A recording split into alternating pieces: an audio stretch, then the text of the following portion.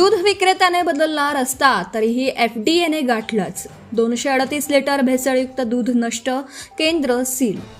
दुधात भेसळ होत असल्याच्या तक्रारीवरून अन्न व औषध प्रशासनाच्या अधिकाऱ्यांनी फावडेवाडी पानगाव मार्गावर सापळा लावला. मात्र दूध विक्रेत्याने रस्ताच बदलला तेव्हा अधिकाऱ्यांनी माग काढत अहमदपूरला गाठला आणि आरोग्यास अपायकारक 238 लिटर दूध जप्त करून नाल्यात फेकून दिलं.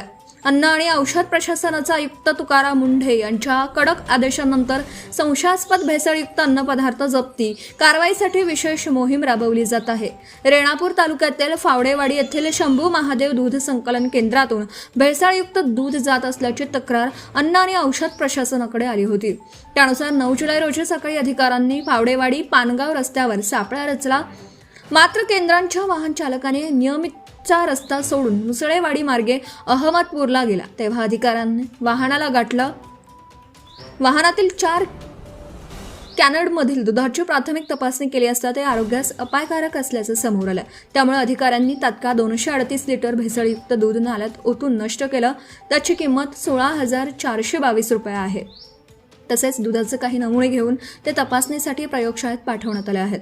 ही कारवाई सहाय्यक आयुक्त प्रमोद कुमार काकडे यांच्या मार्गदर्शनाखाली अन्न सुरक्षा अधिकारी इंद्रजित चिलवंते, प्रदीप खाडे, संदीप बोचरे यांच्या पथकाने केली.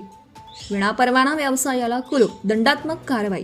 तपासणी दरम्यान हे दूध संकलन केंद्र विनापरवाना सुरू असल्याचं उघड झालं. त्यामुळे केंद्र चालकाला 20,000 रुपयांचा दंड आकारून हा व्यवसाय तातडीने बंद करण्याचे आदेश देण्यात आले.